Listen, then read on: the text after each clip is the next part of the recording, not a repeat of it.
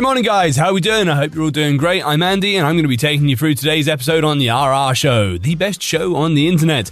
This is episode 210, and today we're jumping into r/glitch in the Matrix. I am looking forward to this one. I'm sure you guys are too. So without further ado, grab your tea, grab your popcorn, and we're going to jump in with our first story from user/the karma don't matter. I think I just became the background character for another person's glitch. This technically happened last night, but I was just starting a graveyard shift and am only now getting it all down. I work at a gas station chain with only numbers in its name. We're just outside a large chunk of suburbs. None of that middle of nowhere, like we aren't exactly near any other businesses, but we are rarely completely dead for hours at a time. It was just past midnight, and with everything going on in the US right now, not a lot of things other than gas stations and bars are open at night anymore, so it was a slower evening. I was the only one in the store, and a car pulled up to one of the two double-sided pumps out front. Pretty standard white four-door. I'm not great with car brands, but it was a little nicer, like upper middle class and probably only a few years old. A woman gets out and starts walking towards our door like she's in a daze. Legit, this woman looked like she'd seen a ghost. She wanders up, sort of freezes at the door for a second with a 1,000-yard stare before opening it and coming in. She didn't go looking for anything, didn't start shopping, just sort of stood inside for what felt like ages.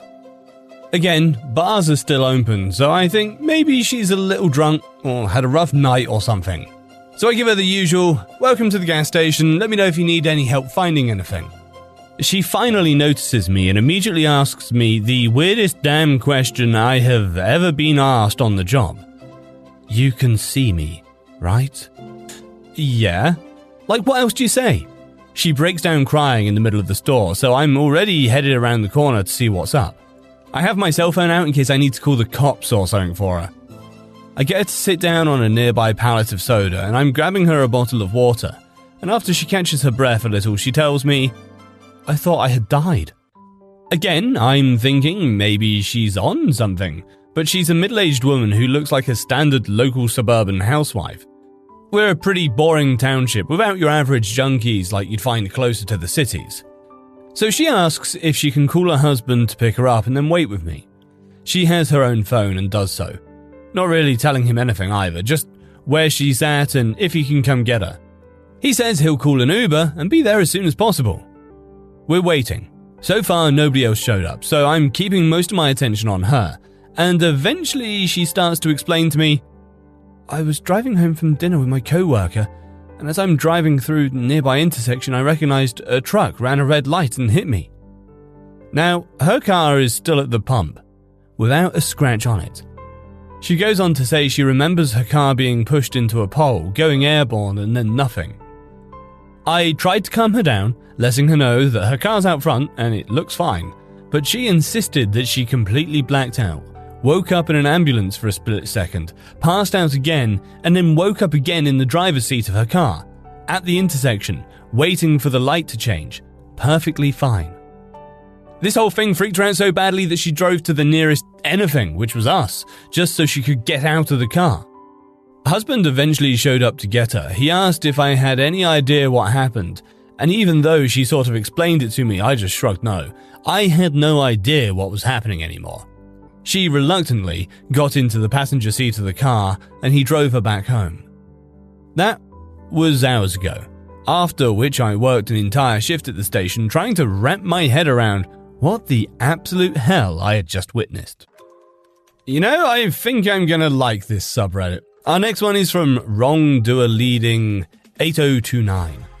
My 3-year-old insisted I was having a baby and described her perfectly. A few years ago, when my daughter was 3, I decided to go back to school and become a nurse. My husband and I were in no way trying for a baby whatsoever. I was on birth control, and we were very, very careful. I walk into her preschool one day to find the director and her teachers telling me congratulations with big smiles on their faces. I used to work as a preschool teacher here, so a lot of these people were close friends of mine. I asked them what they were congratulating me for, and they tell me that my daughter announced to everyone that Mummy has a little sister in her tummy. I laughed it off and told them I was very sorry to disappoint them, but that's just not true. My daughter and I went home and talked about it. I told her Mummy didn't have a baby in her tummy, and she just kept pointing at my belly and saying, "Yes, you do," as if I were lying to her. A few days later, I wake up to someone touching my belly. My daughter has the bottom of my shirt pulled up with her head resting on my belly, while she rubs it gently saying, "Baby sister, what are you doing hiding in there?" It was really sweet, and I just assumed she really wanted a little sister. She'd never expressed any interest in having a sibling prior to this, and we never discussed it. We had the talk again, and she got upset with me and told me she's seen her before and she is in there. She told me that her sister looks different than us and has blonde hair and blue eyes with little holes in her cheeks, like dimples. My daughter, husband, and I all have very dark hair, chocolate brown eyes, and no dimples. I talked to her about wanting a sibling and tell her that when I finish school, we'll try to give her a little brother or sister. Again, she's frustrated and yelling, "I already have a sister." I was expecting my period to start within the next week like clockwork. It didn't. I took a pregnancy test and just stared at that faint positive result for what felt like forever. I was completely in shock. I was on birth control, so I immediately called my OB/GYN, and they saw me the next day. It was estimated that I was 4 weeks and 6 days pregnant. I gave birth to a blonde-haired, blue-eyed little girl with the sweetest little dimples. This experience has blown my mind. This next one's in from the curved writing desk. He thinks we both died. I'd like to preface this by saying my husband is an electrical engineer and I'm a teacher. We are not crazy people. So back when my husband and I were dating, my husband was in a terrible car crash. His truck hit black ice and slid into oncoming traffic. His truck was completely totaled. So was the other truck he hit. The weird thing is though, both he and the other guy were completely fine. Not a scratch on him. All my husband had was a bruise on his knee. The first responders were baffled, as was the towing company and insurance when they realized no one had died or was severely injured. Fast forward to a few days after the crash, my husband comes over to my apartment. We're having a conversation about a university class we're both in, and he casually asks when I got that flat screen TV sitting on my dresser. At this point, I'm very confused because I've had that little flat screen since I was 13, and had it the entire year and a bit we'd been dating. I asked him what he was talking about. I've always had that TV. He told me to quit pulling his leg and asked me what I did with the old tube TV. I had no idea what he was talking about and told him so. He's convinced I had a tube TV. I proceeded to get on Facebook and showed him pictures we'd taken 2 weeks prior with the TV in the background. It's a flat screen in the picture. My husband goes white, like he's seen a ghost, and just stares into space for a minute. His eyes started to water. I asked him what's wrong and he said, "I swear to God, I'm not crazy. You've had a tube TV since we started dating. It was a tube TV when we took that picture." I brushed it off as his head being rattled from the accident, and he didn't bring it up again. However, anytime we hung out in my room, he always looked at the TV weird. Fast forward 7 years, my husband and I have been married for a few years and decided that we're ready to be parents. I'm not on birth control, and so we decided whatever happens, happens. We're not actively trying, but not preventing it either. So we're on vacation in Italy, wandering around Rome, and I feel like shit. I had just had my period the week before, and it was the worst one I had had in my whole life. As we were walking around, I'm suffering from back pain, chills, and horrific cramping. I go to the restroom in a cafe and hurl my guts out, have diarrhea, and realize I'm menstruating heavily. Obviously, I'm weirded out since I had just had my period the week before. I clean myself up, go back to my husband, and tell him I think I need a doctor. I have a pretty high pain tolerance, but this is insane. It's getting to the point I'm having trouble walking and I'm starting to feel pain in my shoulders. I don't want to ruin our vacation, but I'm starting to really worry. My husband is smarter than me. He sees the state I'm in and says I'm visibly paler than when I went into the bathroom and gets me help. 20 minutes later, I'm on a stretcher and being taken to hospital. An hour after that, I'm being prepped for emergency surgery as doctors tell me I have a ruptured ectopic pregnancy. I have heavy internal bleeding, and if he doesn't perform surgery, I'm going to die. 6 hours later, I wake up, very sore, very tired. Doctor tells me I'm very lucky, and if I'd waited any longer to seek medical attention, I'd be dead. Husband stays with me in the hospital the first night, then gets a hotel for the rest of my stay. A week later, we're cleared to fly home, and I go through the grueling month of healing from the surgery. 2 months after our return, somehow my husband and I get on the topic of fires, and he goes on about dangers of kitchen fires, and I say, "Oh, no need to worry, we're all set with the extinguisher in the closet." He looks at me like I have 3 heads and asks me what I'm talking about. I remind him about the extinguisher in the front closet where we keep the coats.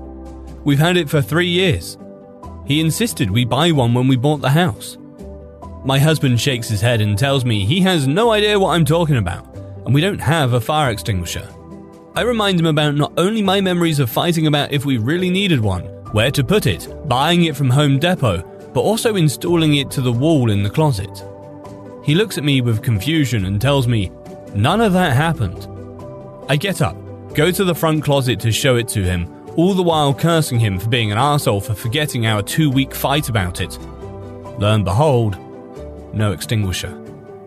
Not only is there no extinguisher, there's no holes in the wall, where I know we installed it. No fresh paint. This wall has never been touched. I insist he's moved it and fixed the wall and asks why the fuck he would play such a stupid prank. He continues to insist we've never had one, let alone talked about getting one. This goes on for several minutes. I'm approaching hysterics, telling him to quit playing with me, when finally he says, "Now you know how I feel about that TV." We didn't speak about it for a long time. Then after I found this thread, he brought up his theory that perhaps, in another timeline or dimension, whatever you want to call it, we both actually died, and we reset like video games, and the TV and extinguisher are glitches. I don't know if I agree with him. All I know is that I have never been so rattled in my whole life, and every time I got something out the closet, I'm overwhelmed with this feeling of wrongness. I know it should be there, but somehow it's just not. I can't explain it. He says he'll go to his grave swearing I had a tube TV. Next up is from Bear Bell X. My cousin came to visit, but something was wrong with her. What I want to tell you about happened like half a year ago. It's about me, female 20, my cousin, female 36, and my grandma, female 66, if any of this matters. I grew up with my grandma, and my cousin is actually the second closest person I have in my life, since day one. She lives a few towns away, but she comes over to visit me and my grandma at least once a month. Since I can remember, it has never been any different than that. And when she would come over, she would always text or call me first, asking to get a coffee ready. When I was a child, she called my grandma first. She would never come without informing us before. As soon as she's at our door, it's always the same, like a little ritual. I open the door, she hugs me, puts her bags down and takes her jacket off, and then goes into the living room to hug my grandma. That in mind, let's go a few months back in time. It was a regular day in the afternoon when our doorbell rang. I didn't really know who it was, but I assumed it was the package delivery driver asking me to take a package for my neighbors or something like that. So I looked out the window. We live on the 3rd floor of the most stereotypical East German looking flat ever. I really have to lean out to see who's there. And I saw that it was my cousin. I was pretty happy to see her, but already surprised that she came over without calling before. I opened the door and let her in. But instead of hugging me, she walked straight past me and sat down in the living room.